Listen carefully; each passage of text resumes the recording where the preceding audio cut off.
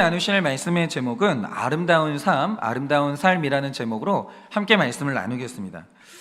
제가 정말 신기하게 느끼는 것 중에 하나가 뭐냐면요, 우리가 뭔가를 보고 아름답다고 느낄 때 이거는 기준이 없어요.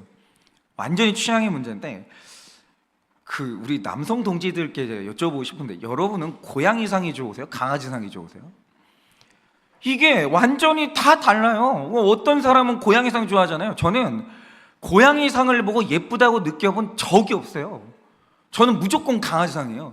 저는 이 세상에서 제일 예쁜 강아지랑 결혼했거든요. 어쨌든 간에 개라고 안 했습니다. 강아지라고 했습니다. 어쨌든 간에 저는 고양이상 보고 예쁘다고 느낀 적이 없었어요. 그러니까 이게 우리가 아름답다고 할 때 기준이 뭐고 이게 뭐가 아름다움인지에 대해서 아무도 정확하게 말을 할 수가 없는 거예요. 예를 들어서 너무 사실 이해가 안 되는 사건이 있는데, 여러분이 너무 잘 아시는 그 유명한 배우 중에 아놀드 슈왈제네거라는 이제 유명 배우가 있거든요. 그러니까 터미네이터를 보고 자란 사람들은요, 이 사람 모를 수가 없어요. 근데 이 사람의 아내분이 어떤 분이냐, 미국의 정말 유력한 정치 가문이죠. 케네디 가문의 사람인 마리아 슈라이버 그 여사님이에요. 그러니까 이 여성을 보면요, 제가 볼 때 이분은 다 가졌어요. 세상적으로 보면 이 정치인으로서 이 집안 사람들은요 진짜 유력해요. 집안도 좋고 이분 자신도 작가이자 언론인이기 때문에 굉장히 지적인데, 이건 그냥 제 기준입니다. 제 기준. 이분이 미인이에요. 이분이 관리를 얼마나 하시는지, 그렇게 나이를 먹어도요 이분이 몸에 흐트러짐이 없어요. 굉장히 관리를 잘 하시는 분이에요. 한마디로 이분은 제가 볼 때 다 가진 분이에요. 그런데 아놀드 슈왈제네거가 이런 여성하고 결혼했고, 역시나 사실 이 정도 지도층이 되려면요 아내 역할이 굉장히 중요하거든요. 솔직히 이분이 캘리포니아의 주지사가 됐는데 이 사람 보고 주지사를 뽑아준 게 아니에요. 그 뒤에 있는 케네디 가문이라는 막강한 조언력이 있는 그 집안을 보고 이 사람을 뽑아준 거거든요. 그래서 슈왈제네거가 이렇게 좋은 여성하고 결혼한 덕분에 이 사람이 주지사가 됐다는 거죠. 그런데 놀라운 사실이 뭐냐, 어느 날 이제 아놀드 슈왈제네거에게 사생아가 있다는 사실이 밝혀진 거예요. 미국이 발칵 뒤집혔겠죠. 그러면 생각을 해보세요. 이렇게 완벽한 아내를 둔 남자가 바람을 폈어요. 그럼 사람들이 궁금해지는 게 뭐예요? 도대체 그 여자는 얼마나 대단하길래 이렇게 완벽한 아내를 둔 사람이 어떻게 그 여자한테 빠질 수 있나, 이게 너무 궁금한 거죠. 그래서 제가 너무 놀랐던 게 뭐냐면, 드디어 그 상대가 밝혀졌는데, 일단 이제 누구냐라고 하면 이 슈왈제네거의 집에서 20년 동안 가정부 생활을 했던 분이 이제 불륜 상대였어요. 근데 이제 가정부인 건 중요하지 않고, 남자든 가정부고 뭐든 간에 예쁜 가정부면 되는 거예요. 어쨌든 간에 중요하지 않고, 그래서 저는 이제 그럼 또 이분이 얼마나 미인일까, 그래가지고 저는 이제 되게 젊고 청순한 미녀일 줄 알았거든요. 그리고 사진을 딱 봤는데 더 이상 말하지 않을게요. 너무 충격적이었고, 이런 분도 있구나, 이런, 이게 참 세상이 다양하다, 이런. 여러분이 나중에 사진을 보세요. 여러분이 객관적으로 판단을 해보세요. 이해가 안 돼. 솔직히 말해서 저는 이해가 안 돼요. 이해가 안 됐다고요. 다른 말은 할 필요가 없고, 본부인이 20배는 나아요. 아무리 여러모로 뜯어봐도. 그런데 세상에 이런 아내를 놔두고 누가 봐도 딱히 더 나은 게 없는 여성과 불륜을 저지르고 아이까지 낳은 거예요. 제가 이걸 보고 든 생각이 뭐냐면, 도대체 인간에게 있어서 아름다움이 뭐냐라는 거예요. 자기 옆에 맨날 사는 여자가 너무 아름다워요. 집안도 좋고 지적이에요. 이 여자 놔두고 또 다른 아름다움을 쫓는 거예요. 도대체 아름다움이 뭐냐라는 거죠. 여러분, 제가 말씀드린 것처럼 사람의 아름다움이거든요, 이건 필경시듭니다. 필경. 이건 법칙이에요. 그러니까 저희 선생님이 늘 제가 결혼하기 전에 늘 말씀해 주신 게 있어요. 그게 뭐냐면, 물론 내 취향에 맞는 외모를 가졌다는 건 연애를 시작할 때 너무 중요하죠. 근데 선생님이 계속 말씀해 주신 게 뭐냐, 이상하다 현성아, 뭐냐면 얼굴 예쁜 거, 얼굴이 예뻐가지고 사람을 참아주는 게 딱 유통기한이 1년이라는 거예요. 이상하게 1년 지나면요 얼굴 안 보이고 목소리만 들린다는 거예요. 그러므로 1년 딱 지난 다음에 내게 들려지는 그 여자의 음성이 인격적이지 않으면 그때부터 살 수가 없다라는 거예요. 비인격적인 여자랑 살고 얼굴로 참아주는 건 최대 유통기한이 1년일 뿐이라는 거죠. 그 아름다움이 시들어가는 거예요. 그러면 여러분, 이런 거죠. 아름다운 게 너무 중요한데, 하나님은 아름다움을 추구하는 분인데 진정으로 아름다운 거. 그리고 하나님이 진짜 아름답다고 말씀하시는 게 뭐냐라는 거예요. 우리는 아름다운 사람이 되어야 되고 아름다운 사람과 관계를 맺고 살아야 되거든요. 그럼 아름다움이 뭐예요? 오늘은 이 진정한 아름다움이 뭔지 이것에 대해서 오늘 우리가 묵상을 해보려고 합니다. 그럼 첫째로 진짜 아름다운 것은 땀 흘리는 발이 아름답습니다. 14절 15절입니다. 그런즉 그들이 믿지 아니하는 일을 어찌 부르리요? 듣지도 못한 일을 어찌 믿으리요? 전파하는 자가 없으면 어찌 들으리요? 보내심을 받지 아니하였으면 어찌 전파하리요? 기록된 바 아름답도다. 좋은 소식을 전하는 자들의 발이여 함과 같으니라 라고요. 먼저 여기서 아름다움이 나오죠. 여러분, 9장이 절대적인 예정과 선택을 다루었다면 10장부터는 이제 성화로 들어왔기 때문에 인간의 책임에 대해서 강조하고 있거든요. 그러면 부름받은 자, 택함받은 자의 책임이 있어요. 이거는 아무도 못 벗어나요. 내가 부름을 받았고 택함을 받았으면 자연스럽게 그 책임이 주어진데 그게 뭡니까? 하나님은 우리를 부르실 때 전하는 자를 보내서 불러요. 반드시 그래요. 그냥은 안 돼요. 하나님은 전도자, 사람을 통해 가지고 나를 부르신 거예요. 저를 부르신 사람은 누굴까라고 하면 그건 제 어머니, 아버지였어요. 그분들이 없었으면 제가 하나님을, 제 목소리예요 이거 지금? 네. 꺼주시면 감사하겠어요. 현장 음성을 들으세요. 네. 하나님은 이제 그런 이제 사람을 통해서 우리를 부르시는 거죠. 그러니 우리가 택자가 되었으면 그 다음에 우리에게 자연스럽게 주어진 책임이 있는데 다른 사람이 부름받을 수 있도록 내가 전하는 사명자가 되어야 되는 거예요. 이건 아무도 못 벗어나요. 이 임무는 택자에게는 예외가 없다라는 거죠. 그런데 이 복음 전하는 사역이 하나님이 볼 때 왜 이렇게 아름다운지 생각을 해보시라 이거죠. 제가 예전에 흉부외과에서 심장 이식 수술을 하는 다큐멘터리를 좀 봤는데, 왜 그렇잖아요. 우리가 어떤 직업에 대해서 영화나 드라마를 만든다고 해요. 그러면 약간 좀 뻥이 들어가잖아요. 예를 들어서 저는 진짜 어릴 때 이렇게 법정에서 이제 드라마를 딱 보면 검사가 진짜 그런 줄 알아요. 피고인! 막, 그랬죠? 막 이러면 이제 변호사, 그렇지 않습니다. 그러면 막 논리 싸움을 막 이러는 줄 알았어요. 그래서 제가 얼마 전에 살면서 처음으로 법정을 가봤거든요. 완전 무미건조하고 다 교양 있으시고 조용히 앉아가지고 완전 다 좀 약간 좀 과장이 있더라고요. 그리고 요즘에 보면 이제 드라마에서 목사님들 나오면은 요즘 세상에 목사님이 누가 그래요? 막 할렐루야 막 이러면서 막 믿습니까? 막 누가 그래요? 좀 약간 뻥이 들어가 있잖아요. 근데 저는 의사들도 그럴 줄 알았어요. 의사분들도 저는 메디컬 드라마 좋아하기 때문에 막 메스 막 이러고 탁쭉 가라고. 근데 저는 이것도 약간 뻥이지 않나? 진짜 의사들이 이러시나? 몰라 그랬는데, 야, 그 다큐멘터리를 보는데 의사 세계는 그게 아니더라고요. 예를 들어서 그 다큐멘터리에 어떤 아이가 심장이 태어날 때부터 이제 망가진 채로 태어나서 심장 이식 말고는 방법이 없어요. 얘가 죽어가고 있는데, 이거는 장기 기증자가 나타나지 않으면 기다리다가 그냥 죽어야 되는 거예요. 이건 기적의 영역이에요. 그래서 이 부모님이나 아이가 피가 마르는 상황에서 이 심장 기증자를 이제 기다리면서 이제 기다리고 있는데, 마침 그때 어린아이 하나가 교통사고가 나서 뇌사 상태에 빠진 거예요. 죽게 된 거죠. 그런데 이 부모님이 내 아이의 장기를 기증하겠다라고 나선 거예요. 이 소식이 들린 거죠. 그때부터 이건 군사 작전이더라고요. 깜짝 놀랐어요. 이게 시간 싸움이기 때문에, 이게 괴사되기 전에 빨리 이제 이루어지기 때문에 기증자의 장기가 상하지 않도록 아주 급하게 이제 적출을 해냅니다. 그거를 이제 얼음이 들어있는 박스에 담아가지고 옮기기 시작하는데 모든 자원을 총동원하는 거예요. 일단 이거는 시간의 싸움이기 때문에 일단 거리가 가까우면 사이렌 소리를 울린 다음에 굉장히 빠르게 달려가요. 왱 소리를 내면서 막 달려가는 거예요. 그리고 만약에 거리가 멀다 그러면 이 한 생명을 살리기 위해서 헬기를 동원해서 가져오는 거예요. 그런데 이 다큐에서 저는 제일 감동받았던 부분이 어떤 부분이냐면, 의사분들이 장기를 옮기잖아요. 장기 옮기는 간호사와 의사들은 걷는 사람이 아무도 없어요. 다 뛰어다녀요. 막 뛰어다녀요. 사람 하나를 살리겠다고 최선 다하는 모습이요, 경건하더라고. 아름다웠어요. 정말 아름다웠어요. 생명 살리려고 땀 흘리는 그 모습이 최고의 아름다움이더라고요.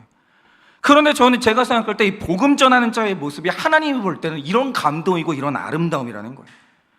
여러분, 우리 교회는 좀 성격이 있기 때문에 단순히 우리 교회가 그런 분들도 있겠죠. 그러나 단순히 내가 종교가 기독교라서 우리 교회를 오시는 분들 있겠지만, 내가 구속사의 말씀을 듣고 가정이 살아나고 내가 살았던 경험이 있는 분들이 있기 때문에 그래서 다니시는 분들이 많아요.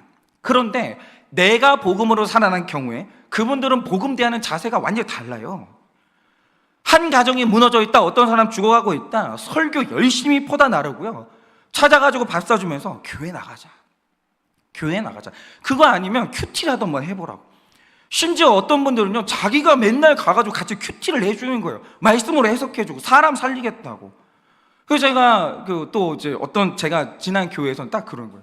어떤 분이 이제 그런 말을 하는데, 이분은 지금 이제 과거에 가정이 무너지기 직전이었거든요. 근데 가정이 안 깨진 거예요. 왜냐? 웃기는 게, 이분이 나는 이제 더 이상 이 남편이랑은 못 살겠다고, 이혼한다고 선언을 하니까 순번 정해가지고 그 다음부터 목원들이 하루에 한 번씩 번갈아가면서 집으로 오면서, 이혼 안 했지? 이혼하면 안 돼. 우리가 다 도와줄 테니까 이혼만 하지 말라고. 오늘만, 그럼 내일 이혼하라고. 오늘만 하지 말라고. 이런 식으로 하면서 그렇게 열심히 찾아가가지고 말렸다라는 거예요. 근데 그 고비를 딱 지나고 나니까 이혼 위기가 이제 수그러든 거죠. 그리고 가정을 지키게 된 거예요. 일평생 그분들한테 감사해요. 우리 가정 지켜준 그들. 우리 부모 형제도 귀찮아가지고 아무도 안 오고 그냥 이혼하라고 이러는데, 내가 말씀 때문에 가정이 살아나 본 사람들은 그럴 수가 없는 거예요. 이 가정 살아날 수 있는데, 이 고비만 넘기면 되는데 열심히 찾아가는 거예요. 그런데 하나님이 보실 때는요, 그거보다 아름다운 게 없고 시간 지나보세요. 지금은 이혼하고 싶잖아요. 그런데 말려가지고 우리 가정이 그렇게 살아났어요. 오랜 시간 지나잖아요. 세상에서 그게 제일 고마워요. 그때는 왜 자꾸 오냐고, 오지 말라고, 제발 좀 나중에 우리 가정 내버려 두라고, 내가 알아서 한다고. 그땐 그랬죠. 나중 가잖아요. 이거보다 고마운 일이 없는 거예요. 그리고 정말 아름다운 게 뭡니까?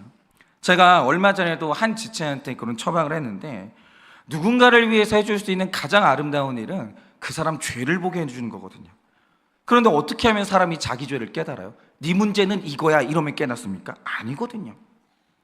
그 사람 앞에서 내 죄 고백하는 거예요. 내가 얼마나 추악한 죄인이고 내가 어떻게 살아났는지 간증을 하면 되는데, 누가 그거 하러 가냐고요. 누가 그러고 싶냐고요. 누가.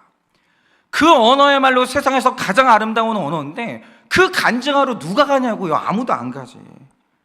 그래서 우리가 자녀를 살리고 싶으면 자녀 앞에서 회개를 들려주면 되는 것이고, 부모 형제 살리고 싶으면 그들 앞에서 회개의 언어를 들려주면 되는데, 그 언어를 들려주기 위해서 찾아가는 그 발걸음, 이게 세상에서 제일 아름다워요.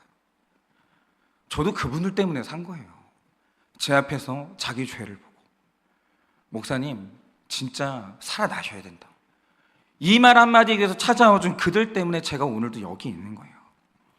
그래서 수치를 무릅쓰고 회개를 하기 위해서 찾아가는 그 발걸음, 한 가정 살리기 위해서 말씀 들고 찾아가는 그 발걸음이요, 오늘 말씀을 보세요. 하나님은 그게 제일 아름답다고 보세요.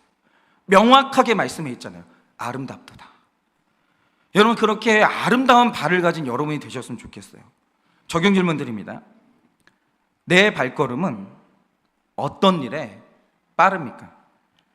그러니까 제가 물론 사정은 있겠지만, 보시면 이렇게 그냥 예배 시간에 늦는 분들은 꼭 있잖아요. 정확한 그 시간에 늦으시더라고요. 3분 늦으시는 분들은 무조건 1년 내내 3분 늦어요. 5분 늦는 분들은 무조건 1년 내내 5분 늦고. 근데 그런 분들이 뭐 어디 해외여행 간다 그러면 전날부터 준비해. 막 빨라. 원래 드린 게 아니었더라고요. 네. 여러분 발걸음은 어떤 일에 빠르십니까? 소문내기, 놀러가기, 입시, 승진을 위해 빠르십니까? 소문내기, 놀러가기, 입시, 승진을 위해 빠르지 않습니까? 복음을 전하기 위해 발을 움직인 적이 있으십니까? 복음을 전하기 위해 발을 움직인 적이 있으십니까? 둘째로, 듣는 귀가 아름다운데 이 아름다운 귀를 가질 수 있는 게 많지 않은 것 같아요. 17절입니다. 그러므로 믿음은 들음에서 나며 들음은 그리스도의 말씀으로 말미암았느니라 라고 합니다. 제가 잠깐 뭐 이렇게 외국에서 살 때 너무 영어가 배우고 싶어가지고 교회를 한동안 그 외국인들이 모이는, 특별히 이제 영미권 사람들이 모이는 이제 교회에 간 적이 있어요.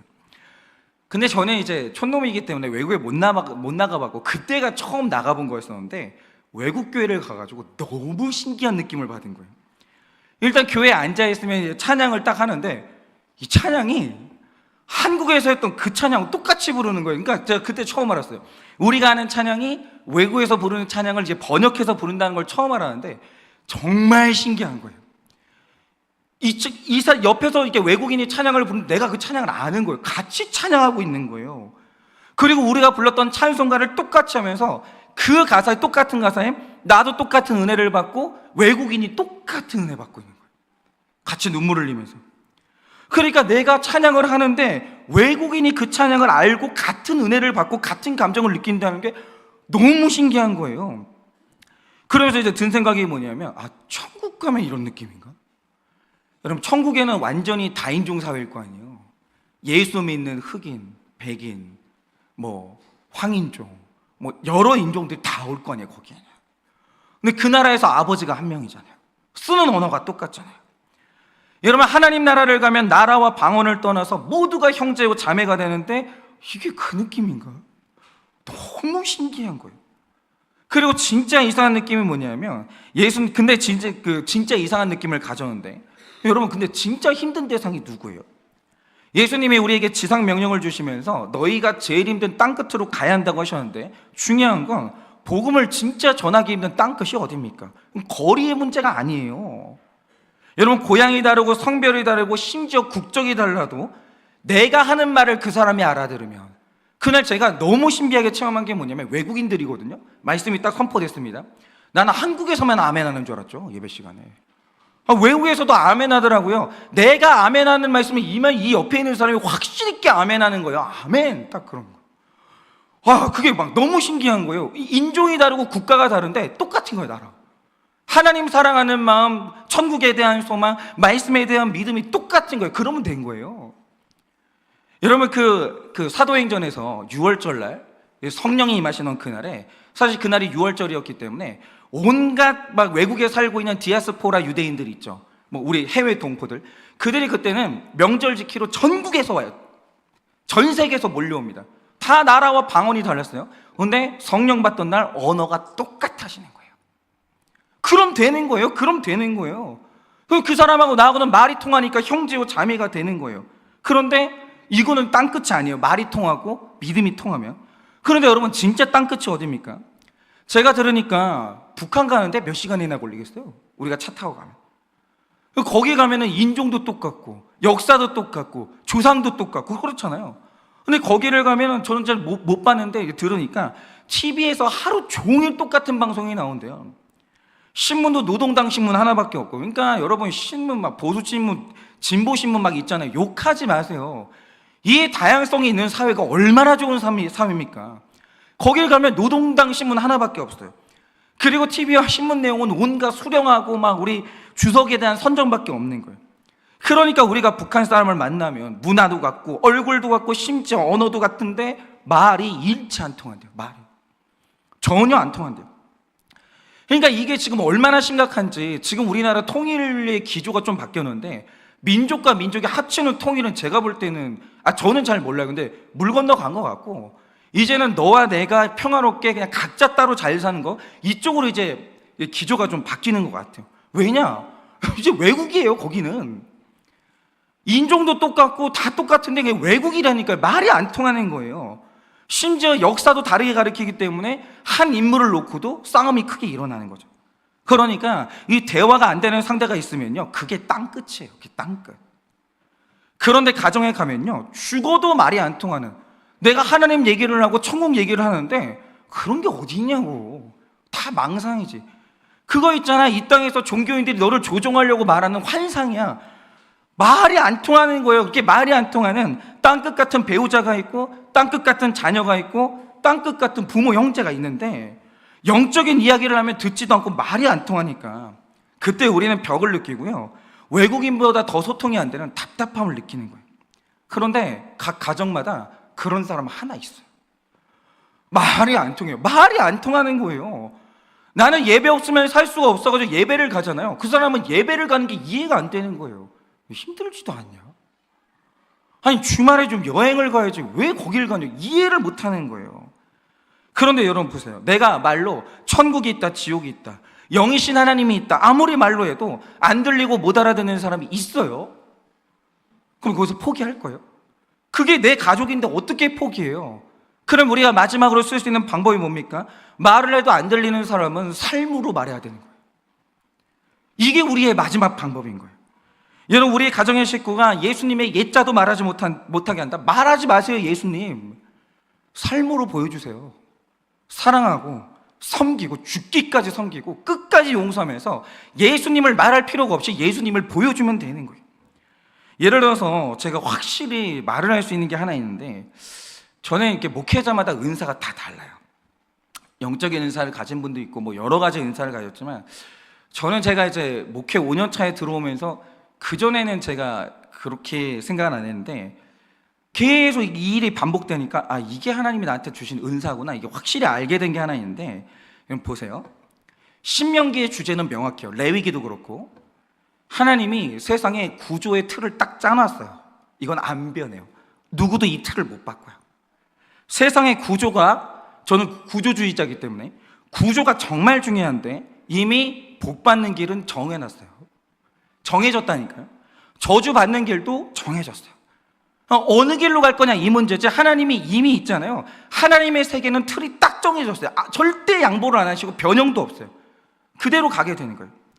그런데 이런 하나님 말씀이 100% 이루어지는 말씀이라는 걸 믿고 세상을 보면 어떤 일이 일어나냐, 이건 저만의 은사가 아니라 성경을 보면 최고의 은사가 뭐냐면 믿음의 은사예요.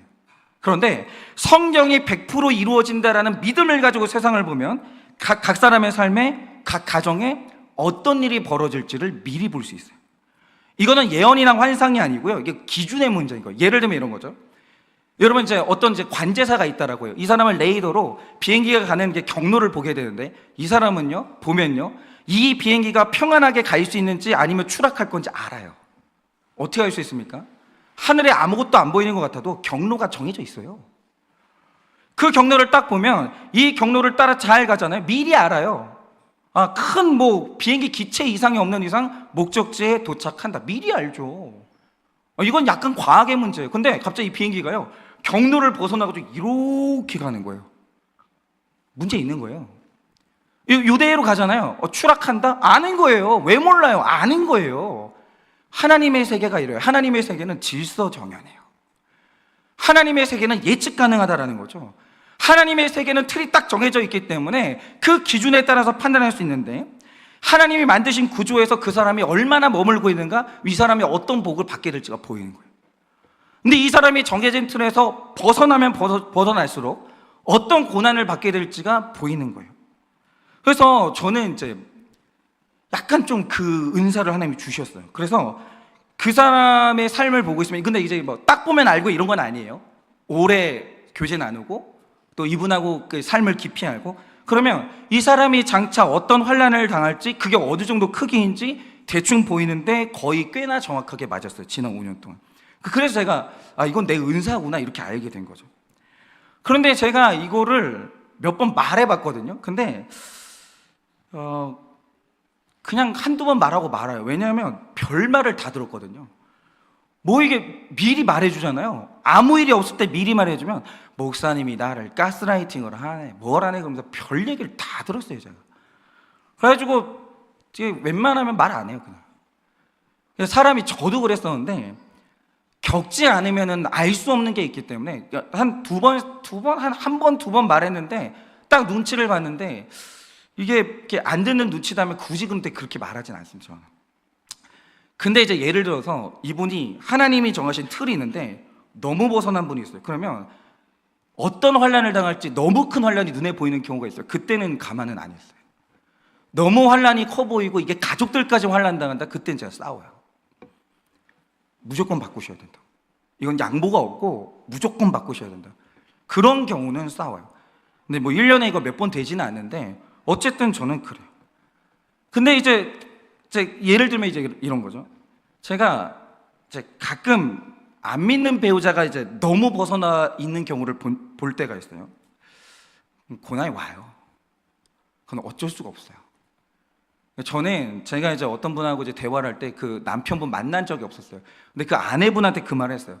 집사님 남편은 지금 죄 짓고 있는 중이라고. 맞았어요. 나중에 가니까.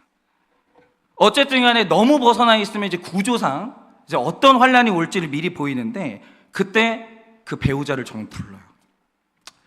그리고 갔다 말 안 하고 드리는 말씀이 뭐냐면, 집사님은 집사님 아내나 남편분이 구원받기를 원하시죠? 이렇게 물어봐요. 그러니까 사실 아내분들 경우에는 대부분이 사고 치는 게 돈 사고거든요. 몇 번 경고해요. 돈 그렇게 쓰시면 안 된다. 돈에 대한 사고방식 그러시면 안 된다. 근데 투자도 돈 씀씀이도 무시하는 분들이 있어요. 그럼 100% 사고 나요. 장차 다가올 환란이에요. 그럼 이제 남편을 불러요. 구원받기를 원하시죠? 그럼 다 그렇다고 말해요. 장차 일어날 일이 뭔지도 모르고 구원받기를 원한대요. 그럼 제가 드리는 말씀이 있어요. 그게 뭐냐면, 혹시 아내나 남편분이 큰 죄를 짓고 넘어질 수 있는데 반드시 용서하셔야 돼요. 반드시. 저는 미리 준비시켜요. 용서하셔야 돼요. 분명히 그때 정죄하고 싶고 비난하고 싶은 그 마음이 있을 텐데 꿀꺽 삼키셔야 돼요. 그 순간 그 사람이 가장 큰 죄에 넘어졌을 때 한 번 용서하시면 집사님 가정은 살아나요. 그 배우자 구원받아요. 미리 준비하세요. 이렇게 말씀드릴 때가 있어요. 이렇게 고난을 구원의 기회로 삼을 수 있도록 미리 준비시킬 때가 있는데, 그 말씀을 들어주시는 분들이 있어요. 목사님 어떤 말씀 하실지는 모르겠는데 내가 그렇게 하겠다. 내가 한번 마음의 준비를 해보겠다. 그러면 그 가정은 살아나요. 어떤 가정이 큰 환란이 오는데 안 넘어지는 가정이 있어요. 그 이유가 뭐냐? 들려서 그런 거예요. 들리는 가정은 죽어도 안 무너져요. 죽어도. 그렇게 듣는 사람을 통해서 구원이 이루어지는 거예요. 그러니 듣는 귀가요, 제일 아름다운 거예요. 그런데 저는 이제 하나 부탁드리는 게, 저는 목회를 하면서 이렇게 담임 목사가 되니까 진짜 독특한 마음인데, 전 성도님들 고난당하는 게 세상에서 제일 싫거든요. 한번 말씀하시면 들어주시면 안 돼요? 뭐 안 드시면 뭐 어쩔 수 없고, 근데 웬만하면 좀 들어주셨으면 좋겠어요. 예. 그리고 고난을 피하는 게 가장 좋은 일이지 않겠어요? 그래서 우리 교회는요, 훈련을 할 때 그 기간이 짧아져야 돼요. 듣는 기간, 들리는 기간이 좀만 짧아지면 아주 그만큼만 고난을 줄일 수가 있는 거예요. 그러니까 듣는 모습이 최고라는 거죠. 16절 17절입니다. 그러나 그들이 다 복음을 순종하지 아니하였도다. 이사야가 이르되 주여 우리가 전한 것을 누가 믿었나이까 하였으니, 그러므로 믿음은 들음에서 나며 들음은 그리스도의 말씀으로 말미암느니라 라고 하십니다. 그런데 이제 보세요. 심지어는 이사야가 말해도 안 들어요. 안 들어요. 제가 그래도 남자치고는 언어가 많은 사람이거든요. 얼마나 언어를 쏟아내요. 제가 얼마나 이렇게 잔소리를 하고. 근데 분명히 믿는 분인데 안 듣는다는 거죠. 그럼 이유가 뭘까라고 하면, 어떤 분들을 보면 성경 구절을 많이 알고 있어요. 근데 이게 있어요. 여러분들 중에서 지금 그런 분들 많을 텐데, 말씀 아시죠? 큐티 아시죠? 근데 이게 이 성경 구절이 단 한 자도 틀림없이 얼마나 무섭게 이루어지는지를 모르시는 분들 되게 많아요. 일어날 수도 있고 아닐 수도 있지. 근데 죄를 지을 때는 사고방식이 똑같은데 그게 뭐냐?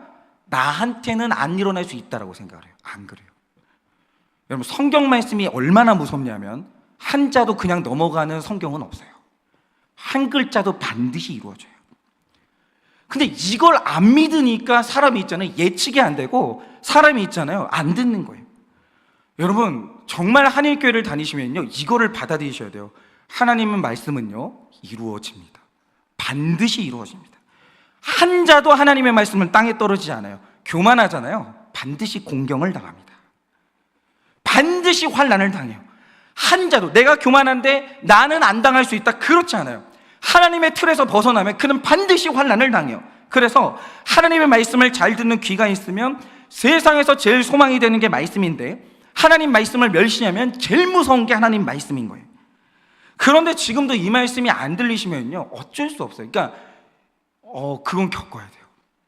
하나님의 말씀이 얼마나 무서운지를 겪는 거 말고 방법이 없는데, 그때 우리 공동체는 곁에 있어줘야 되는 거죠. 함께 그 환난을 겪어나가면서 해석하고 이게 우리의 삶의 재산이 되고 약재료가 될 수 있도록 돕는 게 우리 역할인 것 같아요. 그러니까 저도 그랬어요. 제 아버지가 얼마나 잔소리를 했겠어요. 얼마나. 수많은 날 동안 아버지를 무시했죠. 그리고 아버지가 경고했던 재앙의 말씀이 삶에 임한 거예요. 그리고 제가 깨갱하는 거예요. 하나님 말씀이 얼마나 정확하고 무서운 줄 알기 때문에 그래서 제가 깨갱하는 거예요. 그래서 제가 소리를 지르는 게 기질 때문인 것도 있고 그냥 너무 두려워요. 저는 막 뭐가 이제 다가오는 게 자꾸 느껴지니까 두렵고 안타까워서 소리를 지르는데 아마 이제 그래서 그런 것 같아요. 적용 질문입니다. 지금 말씀이 안 들리는 나의 땅끝 사람은 누구입니까? 나의 땅끝 사람은 누구입니까? 말로 해서 안 듣는 사람에게 보여줘야 할 삶의 메시지는 무엇입니까? 말로 해서 안 듣는 사람에게 보여줘야 할 삶의 메시지는 무엇입니까? 말씀이 반드시 이루어지는 말씀인 것이 믿어지십니까? 말씀이 반드시 이루어지는 말씀인 것이 믿어지십니까? 셋째로 저는 이게 가장 아름다운데 내 구원을 향한 하나님의 손길이 가장 아름다워요. 18절 19절입니다. 그러나 내가 말하노니 그들이 듣지 아니하였느냐? 그렇지 아니하니 그 소리가 온 땅에 퍼졌고 그 말씀이 땅끝까지 이르렀도다 하였느니라. 그러나 내가 말하노니 이스라엘이 알지 못하였느냐? 먼저 모세가 이르되 내 백성이 아닌 자로서 너희를 시기하게 하며 미련한 백성으로서 너희를 노엽게 하리라 하였고 라고 하시는데, 여러분 이 말씀을 보시면서 하나님이 지금 여러분의 구원을 위해서 얼마나 그 손을 바쁘게 움직이시는지 여러분 그거 아셔야 돼요. 여러분 말씀을 보면요 그런 것 같아요. 저도 마찬가지인데 사람은 기본적으로 안 들어요. 그런데 우리가 너무 듣진 않으니까 하나님이 쓰시는 방법이 뭐냐면 우리를 시기하게 해서라도 듣게 하신다라고 얘기하는 거예요. 근데 그럴 필요가 뭐가 있냐 이거죠. 그러면 하나님이 우리에게 시기하게 해서라도 듣게 하신다는 말의 뜻이 뭐냐? 처음에 예수님이 유대인들에게 찾아오셨죠. 안 듣는 거예요. 그럼 포기하냐? 안 그러세요 하나님. 이제는 이 촛대를 유럽으로 옮기셔서 유럽이 기독교 국가가 되는데 그 이유가 뭐냐? 시기라도 하라는 거예요. 나의 사랑이 다른 사람에게 옮겨졌는데 시기를 해서라도 너희가 제발 좀 들으라는 거예요. 그런데 이 유대인들에게 시기를 이제 유발하셨는데 유럽이 듣지 않아요? 이번에는 촛대를 미국으로 옮기신 거예요. 시기하라는 거예요. 제발 이걸 보고 돌아오라는 거예요. 그런데 미국이 듣질 않으니 이제는 이제 한국과 아시아로 촛대를 옮기셨는데 하나님이 이렇게까지 하신 이유가 뭡니까? 안 들어서 그런 거예요. 안 들어서. 너 옆집 사람이 은혜 받는 거 좀 봐. 이거라도 봐. 그리고 질투라도 해서 내 말 좀 들으라고 그렇게 하시는 거예요. 그러니까 우리를 듣게 하시려고요 이렇게까지 수고하죠. 그럴 필요가 없거든요. 그런데 하나님이 얼마나 수고하시는지 몰라요. 그런데 나를 포기하지 않고 내 구원을 이끌어 가시는 그 손길 있죠. 그게 가장 아름다워요. 20절 21절입니다. 이사야는 매우 담대하여 내가 나를 찾지 아니한 자들에게 찾은 바 되고 내게 묻지 아니한 자들에게 나타나노라 말하였고 이스라엘에 대하여 이르되 순종하지 아니하고 거슬러 말하는 백성에게 내가 종일 내 손을 벌렸노라 하였느니라 라고 하십니다. 그런데 이렇게 듣지 않아도 하나님이 이스라엘 백성들을 사랑하신다라는 거예요.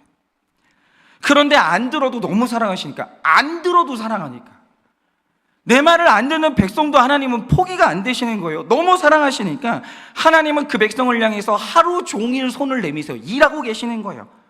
그런데 그 손길이 어떻게 나타납니까? 때로는 우리로 하여금 시기 질투하게 만드시기도 하시는 거예요. 때로는 하나님이 우리를 노엽게 하실 때도 있고 다양한 상황과 방법으로 계속 우리에게 말씀을 하시는 거예요. 왜? 포기할 수가 없으니까. 하나님은요 상황을 계속 만드십니다. 계속. 그래서 제가 오늘 좀 최근에 있었던 제 간증, 재밌는 간증 하나를 들려고 하는데, 저로서는 기분이 상당히 나쁜 간증이죠.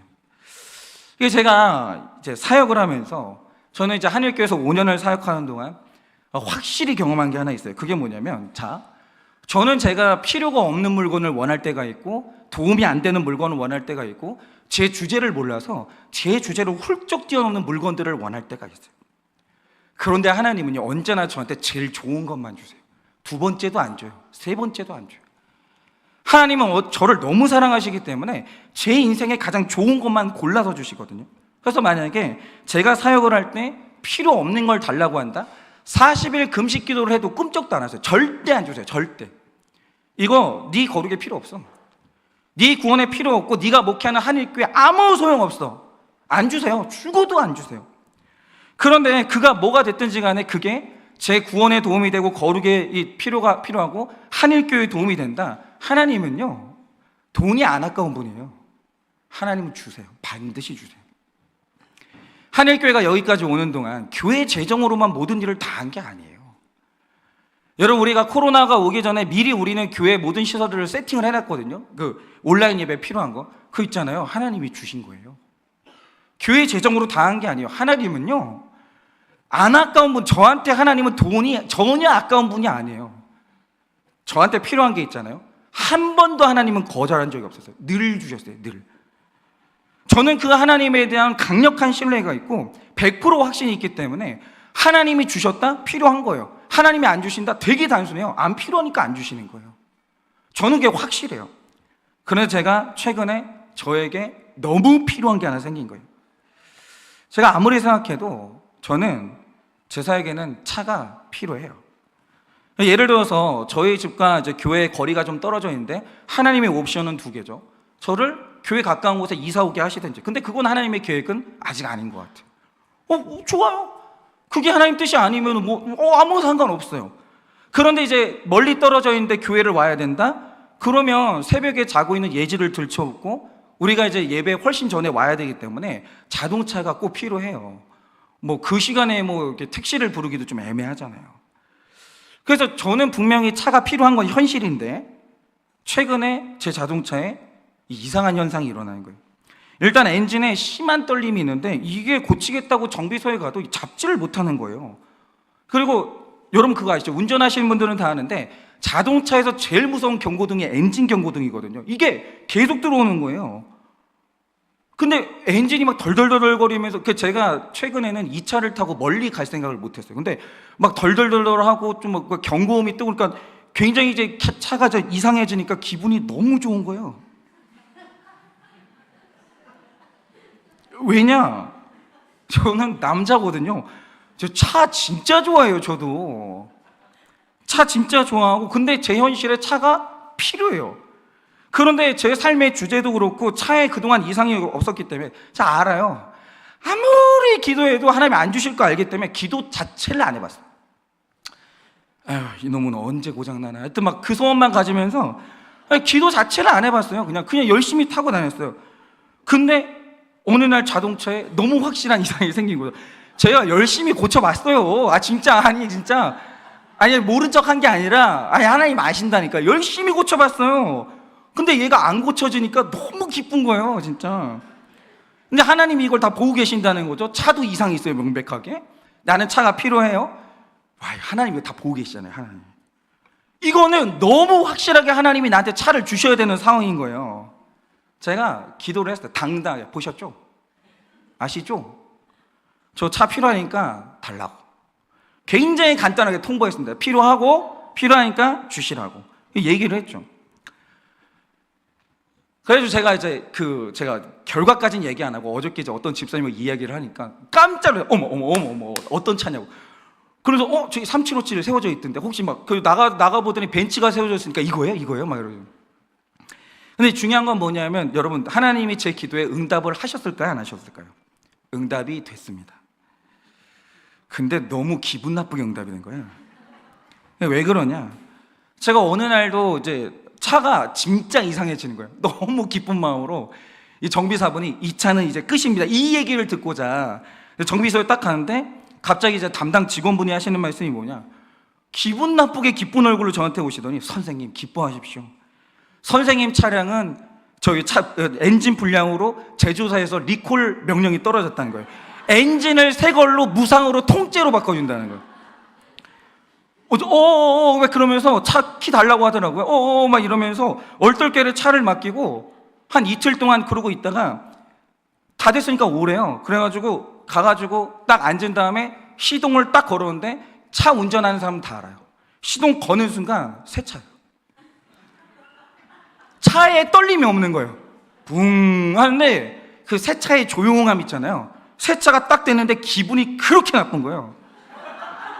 완벽하게 응답이 된 거예요. 완벽하게.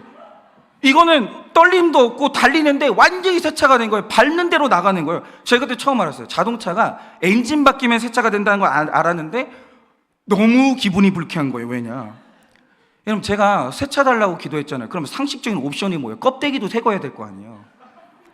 근데 여러분, 기도할 때 진짜 디테일하게 하셔야 되는 게 뭐냐면 새 차 달라고만 했는데 껍데기 기도를 안 하니까 껍데기 그대로 놔두시는 거예요. 그리고 진짜 새 차를 주시는 거예요. 와, 진짜 하나님이 이렇게까지 하시나? 그러니까 하나님은요, 새 차 달라고 할 때 응답하시는 몇 천 가지 방법이 있어요. 기가 막히게 응답을 하시는 거예요. 근데 저는 이게 상당히 기분이 나빴다라는 거죠. 근데 제가 진짜 너무 기분이 이상한 거예요. 차를 타는데. 근데 제가 이 기막힌 상황을 경험하면서 제가 한번 느낀 게 있어요. 다시 한번. 그게 뭐냐면 하나님이 내 주제에 맞게 사는 걸 이렇게 기뻐하시는구나. 하나님이요, 선을 다 그어주시는 거예요. 현성아, 여기까지야. 있잖아, 네가 이 차 타고 다니면 네 교회는 늘 평안해. 너만 이걸로 감사하고 살잖아. 니네 교회 성도님들 다 말씀 볼 거야. 여기까지 내가 그어주는 여기까지가 네가 목회하는데 제일 좋은 네 주제야. 근데 제가 우리 교회가 평안한데 저는 그 욕심이 안 되잖아요. 욕심이 제어가 안 되잖아요. 그러니까 하나님께서 제 주제, 우리 교회 상황을 너무 정확하게 하시니까 진짜 새 차를 주셨는데 껍데기는 그냥 두시는 기가 막힌 상황까지 이제 동원을 하시는 거죠. 근데 그게 너무 감사한 거예요. 하나님이 나도 알고 우리 교회도 알고, 그리고 우리 교회가 거룩을 향해서 가야만 하는데 내가 욕심이 제어가 안 되니까 하나님이 진짜 내 삶에 열심히 일하시는구나. 그래서 이제는 저는 자동차 기도 이제 안 하죠. 새 차 주셨는데, 응답하셨는데 열심히 이제 타야죠 또. 그래서 제가 정말 감사한 게 있어요. 뭐냐면 지금 제가 타는 차는요 제일 좋은 차가 아니에요. 그런데 하나님의 구원의 손길이 머물고 있는 가장 아름다운 차예요. 저는 이 차 사랑해요. 하나님이 계획하시고 만지시고, 또 하나님께서 저에게 내 구원을 위해서 가장 좋은 차를 고르고 골라가지고 저한테 주셨기 때문에 저는요 이 차 타고 즐거워야 돼요. 이 차 안에 하나님의 뜻이 머물러 있기 때문에 이 차보다 더 좋은 차는 제 인생에 없는 거예요. 위선이 되면 안 돼요. 정말 제가 이 차 타고 감사해야 되고 기뻐해야 돼요. 세상에서 정말 좋은 차 많죠. 그런데 하나님은 저한테 늘 제일 좋은 것만 주신다니까요. 전 믿어요. 이게 제일 좋은 거예요.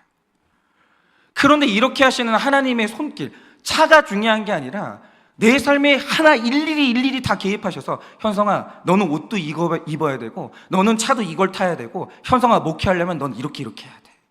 그게 있잖아요. 너무 감사한 거예요. 내가 뭔데?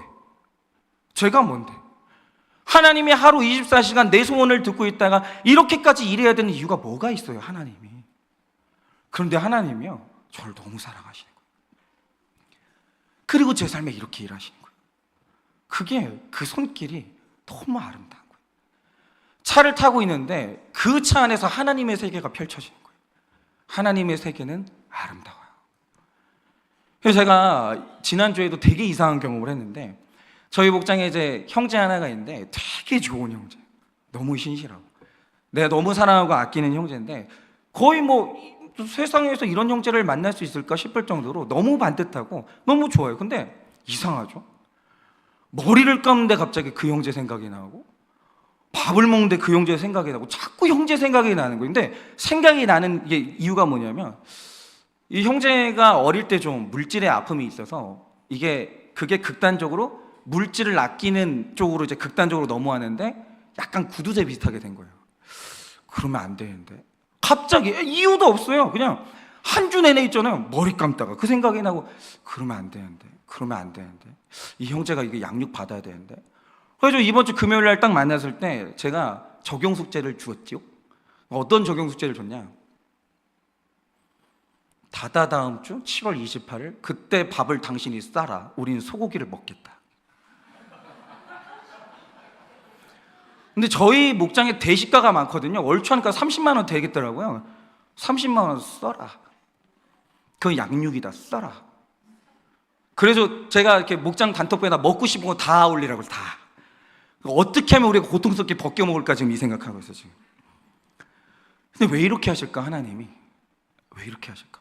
왜 있잖아요. 평소에 생각도 안 해봤거든요. 근데 왜 하나님께서 밥 먹는데 그 형제 생각이 나게 하시고 머리를 감는데 그 형제 생각이 나게 하시고 왜 그럴까? 그게 하나님의 세계예요.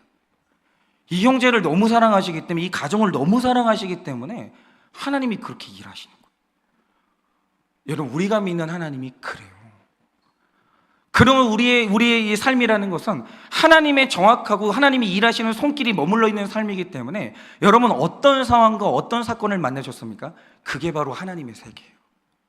제일 아름다운 사건이고 제일 아름다운 장소이고 바로 그 상황이 하나님의 구원이 이루어지는 사랑의 사건이라는 거예요. 그 영안이 열리셔야 돼요. 하나님의 세계는 그런 거예요. 여러분 세상에서 아름다운 게 많아요. 근데 여러분 우리가 세상에서 제일 아름다운 게 뭐겠습니까? 그리고 우리의 인생의 끝자락에 저는 그래야 된다고 생각해요. 박현성 목사님은 참 아름다운 사람이었다. 우리 장로님, 권사님, 집사님, 우리 형제 자매가 너무 아름다운 사람이었다. 우리는 아름다운 사람으로 기억되어야 되거든요. 아름다움이 뭡니까? 그것은 한 생명 살리겠다고 시간 버리고 돈 버려가면서 한 가정 구원하기 위해서 애쓰고 달려가는 그 말이고요. 정말 우리 삶에 하나님 말씀이 100% 이루어지는 말씀이라는 걸 믿고 듣는 귀고요. 그 다음에 우리를 위해서 일하시는 그 하나님의 아름다운 손길을 경험하는 그 마음이라는 거예요. 그러니 이 세상에서 진짜 아름다운 것이 뭔지를 깨달아 일평생 진정한 아름다움을 쫓으시고 여러분 또한 아름다운 사람이 되어주시기를 예수님의 이름으로 축원을 드립니다. 적용 질문 드리겠습니다. 찬양팀 나와주시고 내 구원을 위해 일하시는 하나님의 손길을 경험하십니까? 내 구원을 위해 일하시는 하나님의 손길을 경험하십니까? 내 상황 속에서 들어야 할 하나님의 메시지는 무엇입니까? 내 상황 속에서 들어야 할 하나님의 메시지는 무엇입니까? 이 시간에 우리 다 같이 좀 찬양하려고 하는데요.